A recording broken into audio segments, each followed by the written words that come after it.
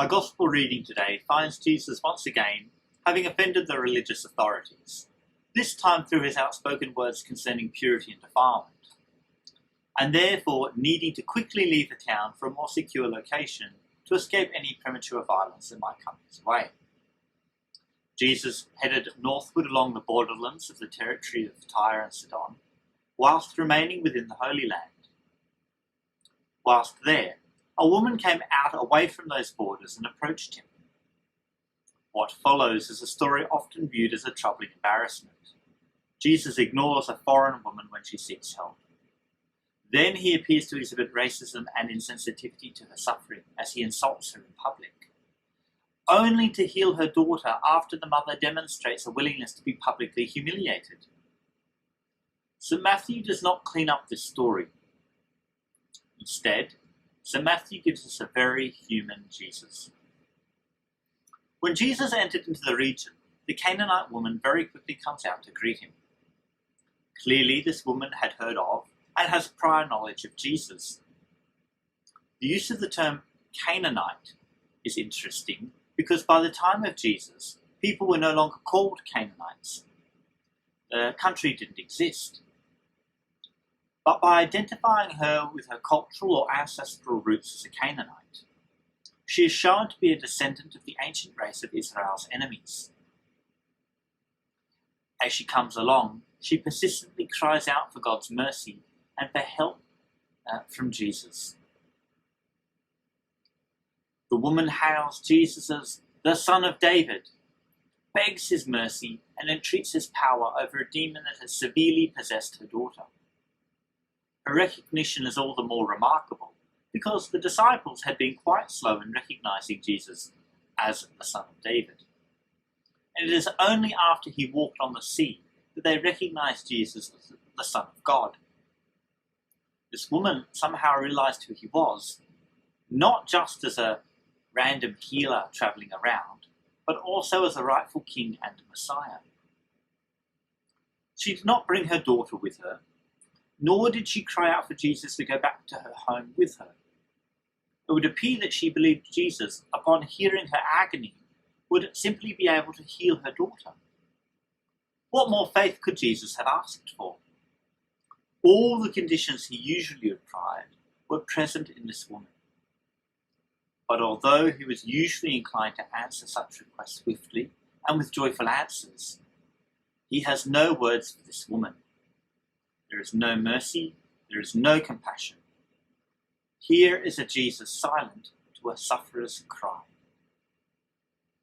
However, her cries were having an impact on the disciples. They appeal to Jesus and demand that he send her away, for she is crying out after us. Into the statement we can read an expectation that they meant dismiss her by granting her request, because that was the means by which Jesus would usually send away a supplicant.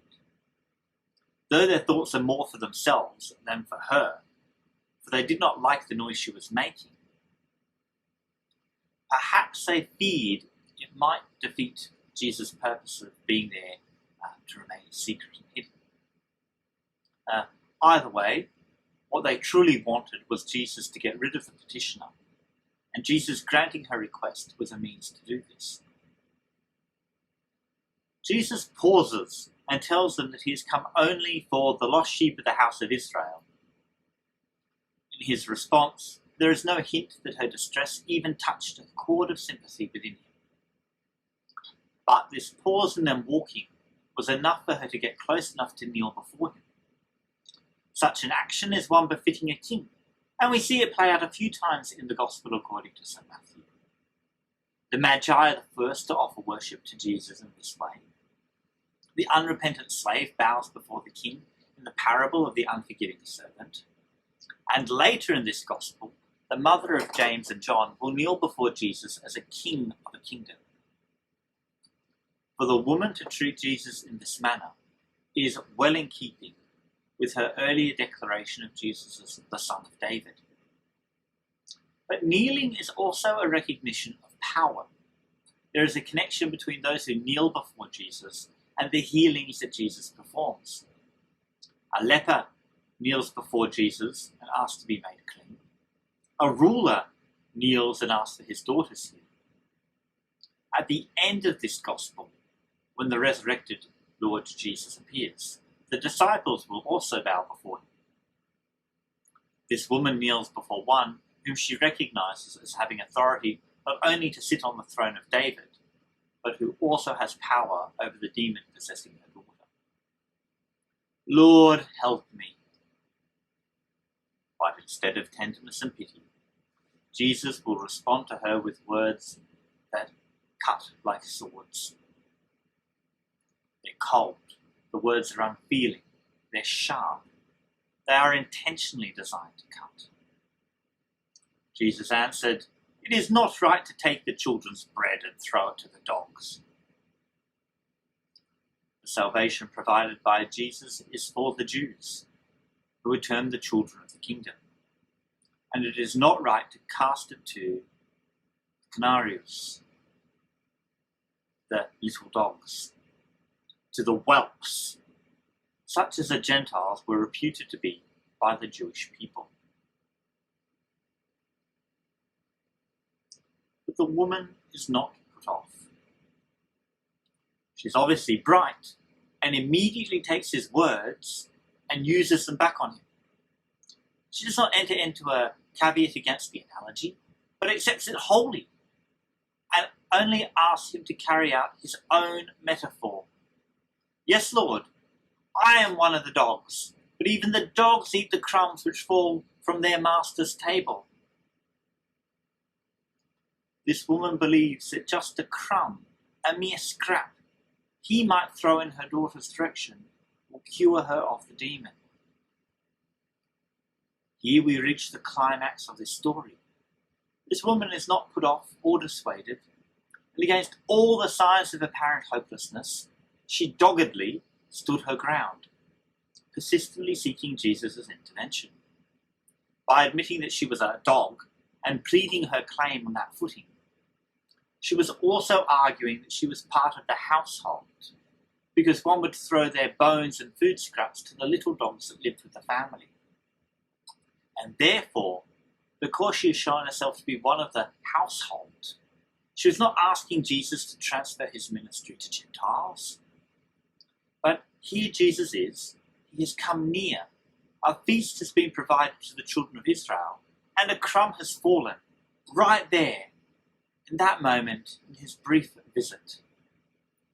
May she not partake of that crumb? And in wonder at her response and faith in him, Jesus said to her, "Woman, your faith is great. It shall be done for you as you wish." And her daughter was healed.